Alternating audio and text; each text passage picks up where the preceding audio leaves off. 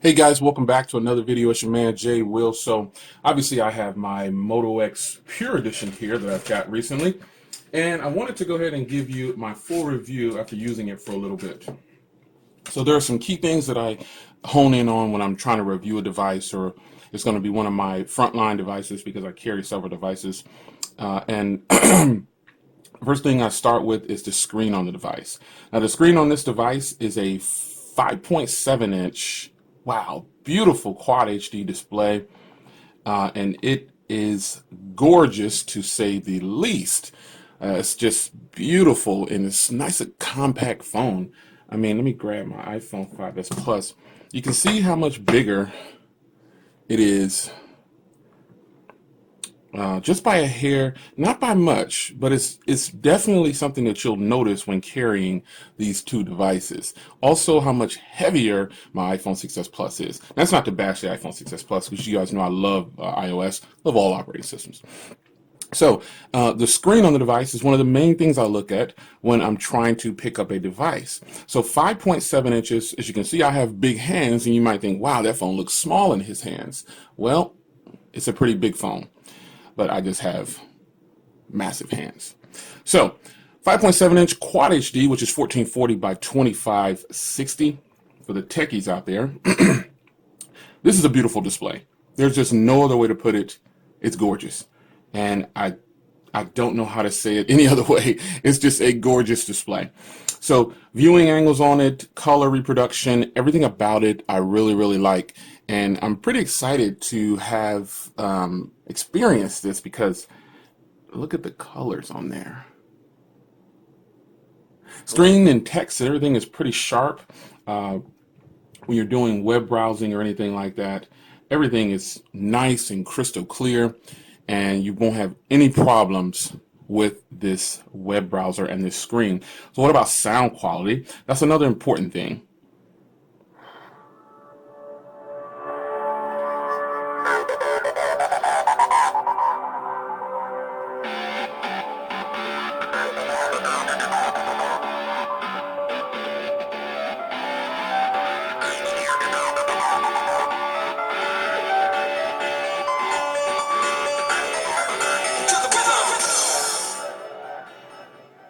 So sound quality on this one is great. Dual front firing speakers here that are actually stereo speakers, which I really, really enjoy. Playing games and watching videos is going to be great on this phone. Sorry for the focusing issues there. I haven't had any issues with the sound quality on this device. No crackling, and that was all the way up, and I think it sounds pretty good. I don't normally listen to it that high, but that's good enough for me.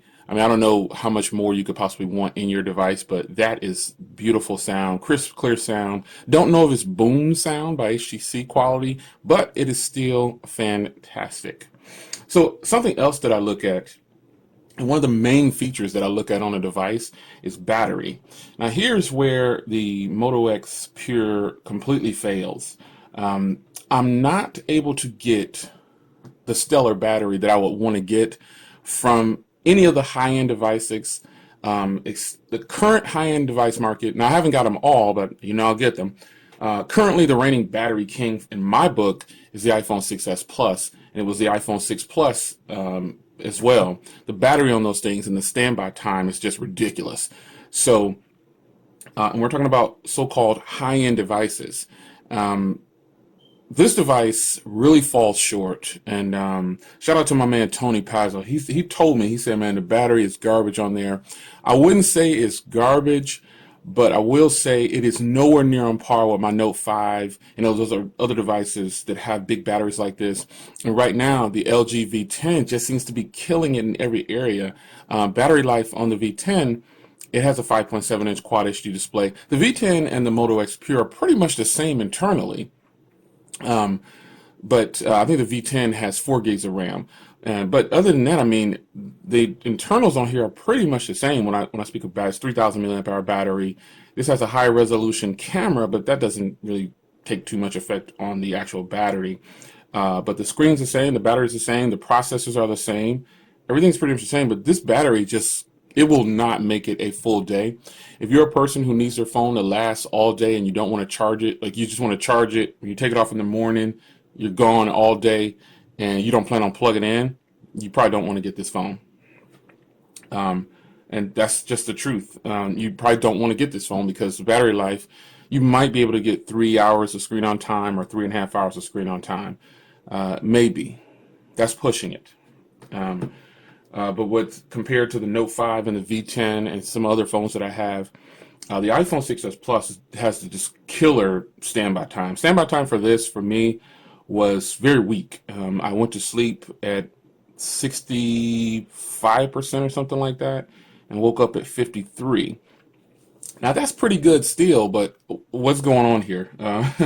13%, and you know, I didn't sleep very long. That was only for like 7 hours or so, or 6 hours, and that's a lot. We've all heard the story that I always tell, you know, BlackBerry, also the Passport 2, that one has phenomenal battery. I mean, it's even better than the iPhone 6s Plus. Nonetheless, this phone has very weak battery, so if you're a person who's looking to get your battery, sorry, just checking the viewfinder. If you're looking to get killer battery, you won't get it with this phone. It's just not going to happen. I'm sorry to burst your bubble. It's not going to happen. Go with Samsung, the Galaxy Note 5 or something like that, or an iPhone if that's your thing, or you know, whichever. There's a battery king in every department of high-end smartphones for sure, and that's just one of it. But enough on the battery. You can see I don't like it. How about build quality? Now here is where, I mean, Motorola's, I won't say they're king of build quality, but they give you the options, and it appears that they're the king of build quality because I made this how I wanted it to look. I chose the gold frame, I chose the champagne back, I chose the white, the champagne camera center there, and I chose the white back and the white front. And you know, you get gold grills to match the frame and everything. This is just fantastic. You look around this thing, and it's 11.1 millimeters at its thickest, but that's in the center of the phone. And it tapers off to probably about 3.9 millimeters, and it just falls in your hand. There is no doubt about it. It just flows right into your hand, and it feels natural. The rounded corners, just like on the iPhone, it feels great. That's one thing about this when I compared it to the V10. The V10 is a boxy phone, and so it's very uncomfortable to hold, and it's a lot bigger than this phone too. This phone falls right into your hand, and that is a huge plus in my book. Plus, I can make this look however I want it to look. If I wanted a black back or a blue back, I could have done that. I wanted a black front, whatever. I could make this look exactly how I want it to look. I can even engrave it if I want to. And that's just a choice that I could make. That's the good thing about it. And so that's a beautiful thing. So if that's your thing, this will definitely do you right. The look and the design of the Moto X Pure is phenomenal. Motorola did another great job on that. Even their Moto G line is customizable, and that's really good. This does have an SD card slot, and this is the 32 gig model. You can't get the gold frame on the 16, so I had to get the 32. But it has an SD card slot, you know, so that's good. That's a good thing. Gorilla Glass 3 for the techies out there. This weighs about 179 grams, but it doesn't really feel like it. It feels pretty good. So the highlight of this phone is probably going to be speakers, battery, design, screen, and last but not least, the camera. The camera on the front and the back is really good. I can't say that it's not. While it couldn't take down the LG V10, it's still a great camera. It just could not hold up against the LG V10. If you don't have a steady hand, you're going to have a problem taking a photo with this phone because I don't like to touch the screen. So you can actually use the volume rocker to take pictures. I don't know if people know that. I never hear people say that, but you can actually use the volume rocker to take pictures. Let's go in here and take a picture. So showing you the camera real time on here, you know. Let's grab something with some color. And here is the camera. So you can just take it. Let me turn off flash. I don't know why it's on auto flash. I mean, yeah, just I don't know. This Sticking on the holding right here on the camera for a second. I hate this interface. There's no controls. I don't like this little scroll wheel. I've never liked it on any of the Motorola software because, as you can see, I have the Google Camera software installed because I like a shutter button. If I have to touch the screen, I like to actually touch the button because that's what I'm kind of used to. But I mean, it's not the best camera, but it will do. I mean, it seems like it oversaturates a lot of the photos, and it just, I don't know, it just doesn't do it for me when comparing it to, see, once you use the V10, you won't, you'll get used to that. The V10 is just a monster on camera. I don't know any other way to say it.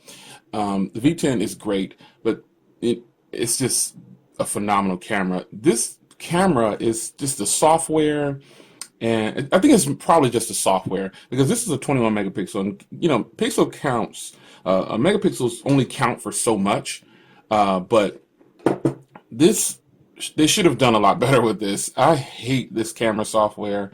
I just don't like it. It's not very intuitive, and yeah, I'm slamming it.